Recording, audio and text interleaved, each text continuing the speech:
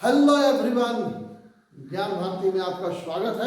मैं हूं नीतीश और आप देख रहे हैं नीतीश की वीडियोज।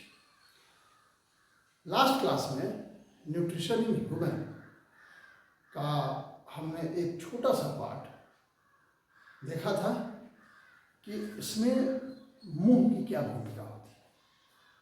मुंह के अंदर दांत और जीभ, इनकी भूमिका को हमने समझा था।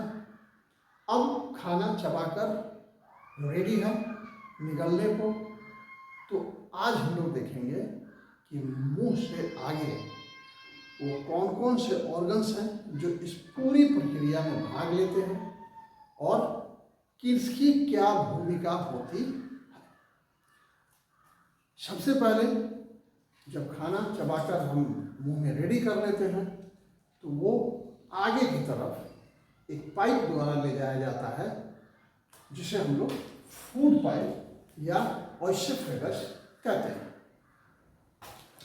ये फूड पाइप हमारे खाने को लेकर स्टमक तक जाता है। स्टमक, आपने कभी ठंडा पानी पिया होगा, खूब ठंडा चिल्ड, तो आपको लगा होगा कि वो पानी यहाँ से हमारे होते हुए यहाँ कहीं आके रुक रहा है। ये वो वही जगह है जिसे हम लोग स्टमक कहते हैं। अब फूड पाइप की भूमिका खाने को या स्टमक तक पहुंचाने के बाद खत्म हो जाती है। अब अगला स्टमक, 12 इंच लंबाई होती है इस ऑर्गन की, और इसकी खासियत यह है कि आज इसमें खाना डालते जाएंगे और ये बड़ा होता जाएगा, और जैसे ही इसकी भूमिका खत्म होगी, यानी कि डाइजेशन प्रोसेस में खाना स्टमक से आगे बढ़ जाएगा, तो ये अपने पुराने साइज में वापस आ जाता है। ये जो स्टमक है, स्टमक के इनर वॉल में बहुत सारे ऐसे ग्लैंड्स होते हैं जो गैस्ट्रिक जूसेस रिलीज करते हैं। 3 तरह के गैस्ट्रिक जूसेस मेनली स्टमक में रिलीज किए जाते हैं। सबसे पहला हाइड्रोक्लोरिक एसिड। इसका काम हमारे खाने में अगर कोई हार्मफुल बैक्टीरिया है तो उसे किल करना है। हार्मफुल बैक्टीरिया को किल करके ये आगे बढ़ाने में मदद करती है। दूसरा है पेप्सिन। पेप्सिन प्रोटीन को एमिनो एसिड में कन्वर्ट करता है। याद रहे, प्रोटीन को एमिनो एसिड में कन्वर्ट करता है। तीसरा म्यूकस। म्यूकस का मुख्य काम स्टमक के इनर लाइनिंग को, जो उसके अंदर की भित्ति होती है, उसको किसी भी तरह के डैमेज से बचाना। ये करने के बाद स्टमक से खाना स्मॉल इंटेस्टाइन में आता है। स्मॉल इंटेस्टाइन, याद रखिएगा, पूरे सिस्टम में हमारे जिसका नाम स्मॉल इंटेस्टाइन है उसका साइज बड़ा है, और जिसका नाम लार्ज इंटेस्टाइन है उसका साइज छोटा है। तो स्मॉल इंटेस्टाइन 2.5 मीटर लंबा होता है, और इसी में हमारे खाने का कंप्लीट डाइजेशन होता है। इसका मुख्य काम खाने को पूरी तरह से पचाना है।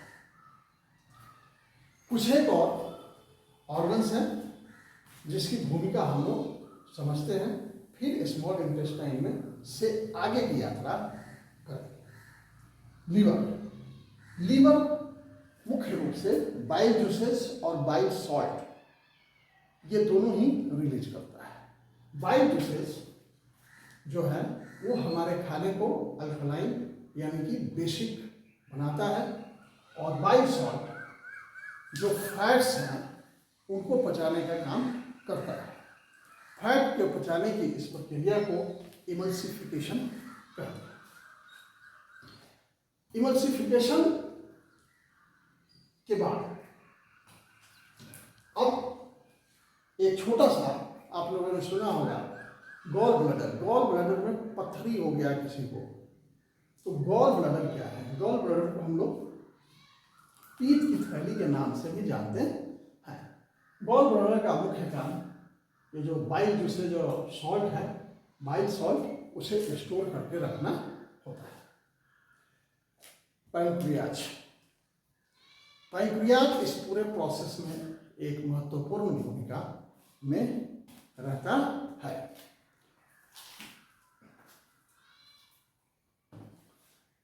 पैंक्रियाज दो तरह के जूसेस रिलीज करता है। एक ट्रिप्सिन, जिसका काम प्रोटीन को एमिनो एसिड में बदलना होता है, और दूसरा लाइपेज, जिसका काम फैट को फैटी एसिड और ग्लिसरॉल में बदलना होता है। अब खाने के डाइजेशन का यानी पचने का जब पूरा प्रोसेस कंप्लीट हो जाता है तो स्मॉल इंटेस्टाइन के इनर वॉल में कुछ ऐसे छोटे छोटे उंगली की तरह के प्रोजेक्शंस की बनावट होती है, जिसे हम लोग वीली के नाम से जानते हैं। वीली की मुख्य भूमिका होती है कि वो जो डाइजेस्टिव फूड है उसमें से जितने भी पोषक तत्व हैं उसे उसमें से एब्जॉर्ब करना, और एब्जॉर्ब करके उसे ब्लड वेसल्स तक पहुंचाना होता है। और ब्लड वेसल्स को कहता है कि चलो लेके तुम आगे की तरफ दौड़ो, और फिर ब्लड वेसल्स उन्हें ब्लड के साथ लेकर शरीर के सभी अंगों में एक एक सेल तक पहुंचाता है, जिससे हमें एनर्जी महसूस होती है। अब ये काम होने के बाद जो चीज़ें स्मॉल इंटेस्टाइन में बच जाती है वो आगे की तरफ बढ़ती है, और जिस ऑर्गन में पहुंचती है उसे हम लोग लार्ज इंटेस्टाइन कहते हैं। लार्ज इंटेस्टाइन, जैसा मैंने पीछे बताया, 1.5 मीटर लंबा होता है। इसका मुख्य काम स्मॉल इंटेस्टाइन से जो डाइजेस्टेड मटेरियल आया होता है उसमें से वाटर को एब्जॉर्ब करना है, और वाटर एब्जॉर्ब करने के बाद जो वेस्ट मटेरियल बच जाता है उसे एनस द्वारा बाहर कर दिया जाता है।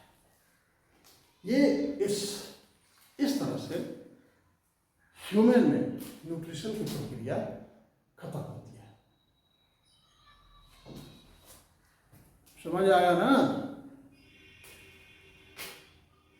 अगर आपको समझ आया है तो कमेंट करें, कोई क्वेश्चन हो तो कमेंट करें, हम अगले वीडियो में उसे सॉल्व करने का प्रयास करेंगे।